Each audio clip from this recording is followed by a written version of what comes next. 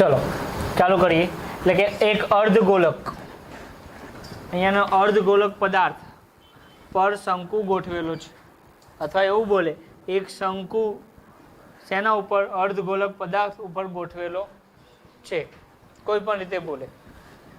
શંકુની ઊંચાઈ અને ત્રિજ્યા 1 સેમી છે, એટલે શંકુની ઊંચાઈ કો આટલી, શંકુ જ કીધું, કોનની હાઇટ ઓફ કોન, શંકુની ઊંચાઈ 1 સેમી 1 સેન્ટીમીટર જે કહે, અને કોનની જ ત્રિજ્યા રેડિયસ એટલે આટલી અડધી જ, એ રેડિયસ પણ કેટલી હાલ દીધી છે 1 સેમી. હવે નેચરલ વાત છે, જેટલો કોન છે એટલો જ શું છે અર્ધગોલક છે, એટલે જેટલી રેડિયસ કોનની થાય એટલી જ રેડિયસ, બરાબર, અર્ધગોલક. એટલે જેટલી ત્રિજ્યા કોનની થઈ કે શંકુની થઈ એટલી જ ત્રિજ્યા કોની થવાની, અર્ધગોલક. ક્લિયર? હવે આપણને કીધું એનું ગણિતમાં તેનું ઘનફળ શોધો, એટલે બંને ભેગું શોધવાનું છે. ક્લિયર? તો આપણું સૂત્ર ઘન પદાર્થનું ઘનફળ બરાબર કોણ કોણ છે, તો ઉપર શંકુ, તો કે શંકુનું ઘનફળ વત્તા બીજું કોણ છે અર્ધગોલકનું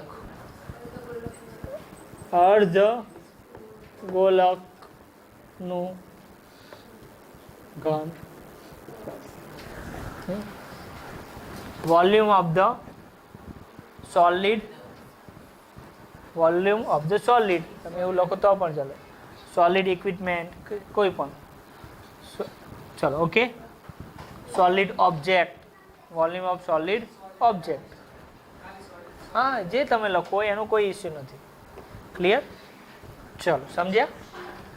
શંકુનું ઘનફળ વોલ્યુમ ઓફ કોન, અને અર્ધગોલકનું ઘનફળ વોલ્યુમ ઓફ હેમિસ્ફિયર. હવે સૂત્ર યાદ હોવું જોઈએ આ ચેપ્ટરમાં, જેને સૂત્ર આવડે એ રાજા, જેને સૂત્ર ના આવડે એ વગાડે બેન્ડ બાજા. ચલો શંકુનું ઘનફળ, શંકુ હમણાં વાળું અર્ધગોલકનું જ લઈ લઈએ, પછી શંકુનું વિચારીએ. અર્ધગોલકનું હમણાં જ હતું. ચલો આંગળી ઊંચી કરો, કેટલાને યાદ રહ્યું અર્ધગોલક વાળું? આંગળી ઊંચી કરો પાછળ. હા, 2 પાઈ આર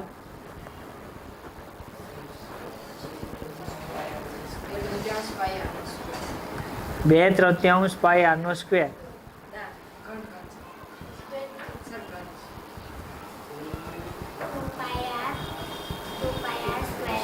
સ્ક્વેર એચ. જોવાનું નહીં કોને, બરોબર ને? જોવાનું નહીં. પાઈ આર નો ઘન, એચ રાખવાનો કે નહીં રાખવાનો? નહીં. ચાલો કમ્પ્લીટ ને? હવે સાચું ખોટું?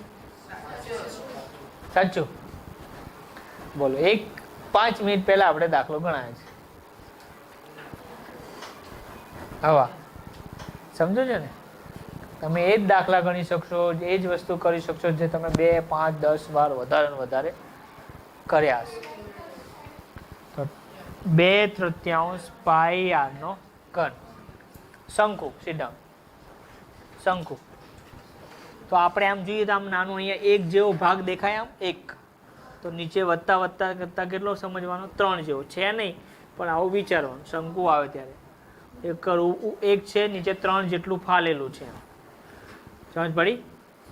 આપણે 1 સેન્ટીમીટર જેટલો માની લો કે આ 1 સેન્ટીમીટર, નીચે 3 સેન્ટીમીટર જેટલું વધારે છે, એમ કરો તો એક કોણ બને. તો શું આવશે હવે? ઉપર 1 નીચે 3, 1/3. બોલો, કોઈને આવડે? પાઈ લેવા કે નહીં લેવા? પાઈ આર સ્ક્વેર, પાઈ આર સ્ક્વેર છે ને? એ જ છે ને? જોઈ લઈએ. એચ આવશે. હા, હાઈટ છે.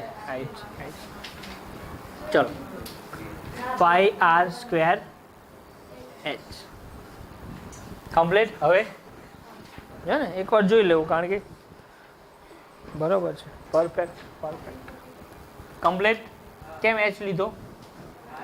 કે હાઈટ બોલી દીધી છે. ચલો હવે ચલો, તો 1/3 પાઈ આર સ્ક્વેર એચ, 1/3 પાઈ આર સ્ક્વેર એચ. જો આ જુઓ ને, આ જો એટલે પાઈ આર સ્ક્વેર એટલે સર્કલ, એમાં સર્કલ પણ આવે ને, સર્કલનું ક્ષેત્રફળ. હાઈટ કીધી, ઊભું તો હશે એટલે હાઈટ આવી એટલે એચ લઈ લીધો, અને ઉપરથી મોટું સાંકડું, નીચેથી મોટું એટલે 1/3, એટલે ઉપરથી સાંકડું 1/3, નીચેથી મોટું. સર્કલ દેખાય છે એટલે પાઈ આર સ્ક્વેર યાદ રાખવાનું, અને હાઈટ પણ દેખાય એટલે એચ. નીચે શું આવ્યું?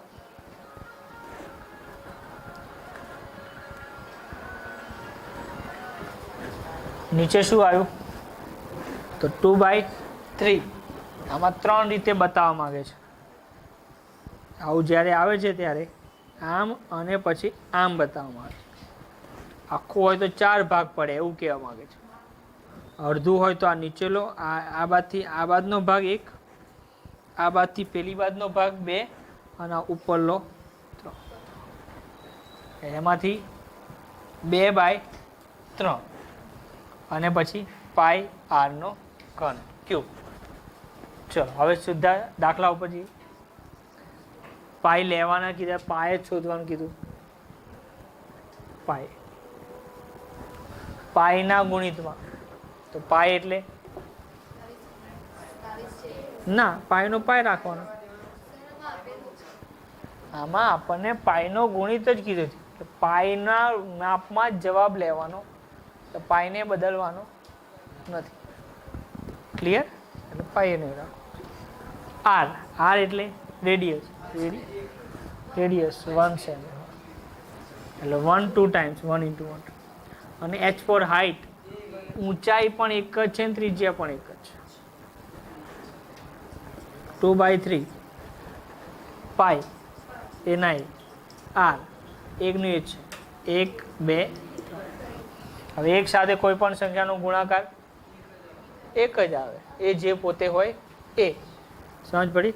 તો ઉપર 1 × 1 × 1 × 1 એટલે 1, નીચે 3 3, અને પાઈના પાઈ વત્તા 2/3 એના 1 × 1 × 1 × 2 એટલે 2 પાઈના.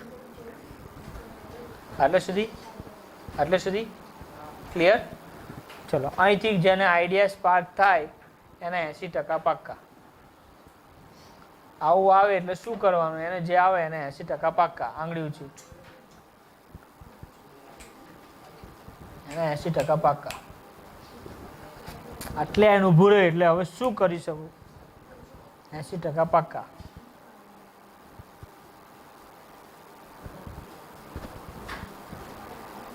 એક, બે, 3, 4, 5, 6, 7. બોલો ઓમ. ચલો પાઈ કોમન નીકળે. ચલો એ બુદ્ધિ દોડાય. Very good. ચલો વેરી ગુડ. પાઈ કોમન કાઢીએ. ચલો હવે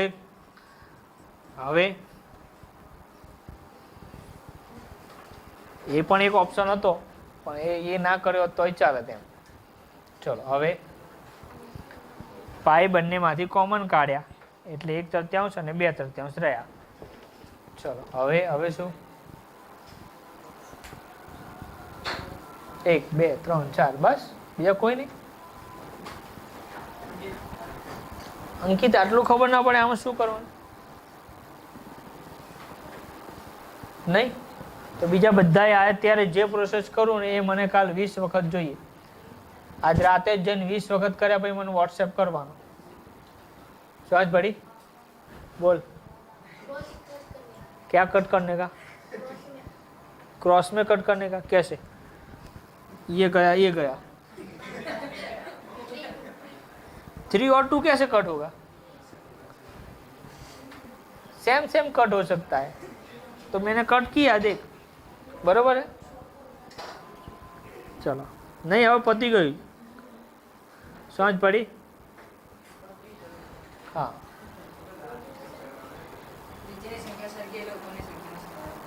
चलो ओके.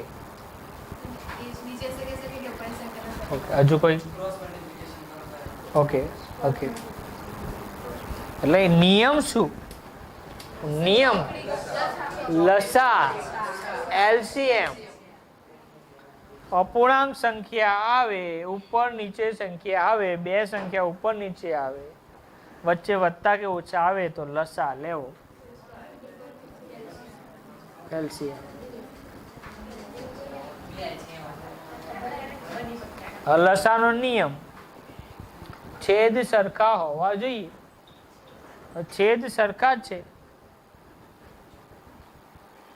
ન્યુમિનેટર ડિનોમિનેટર, તો ઉપરનું ન્યુમિનેટર ને ડિનોમિનેટર નીચેલું એ સરખું હોવું જોઈએ. એ છે તો બધું એક વખત, બધું એક વખત, એક વખત, વત્તા એક વખત, બે એક વખત, ત્રણ ભલે બે વખત છે તોય આ લસાનો નિયમ. છેદ સરખા હોવા જોઈએ. ના હોત ને, અહીં માની લો અહીં બે હોત તો હું આને આમ કરે, આને આની ઉપરલા જોડે ગુણાકાર કરે અને એ બંનેનો પોતે ગુણાકાર કરે, પણ એવું કરવાનું જરૂર નથી. ચલો થઈ ગયા. એટલે 1/3 અને 2/3 ની જગ્યાએ 1 + 2 કર્યા, નીચે 2 વખત છે તો 1 વખત. 1 + 2 3, 3 ગયા, રહ્યા ખાલી 5. હે? હા ચલો. Semi cube. બરાબર, ક્લિયર? વાહ.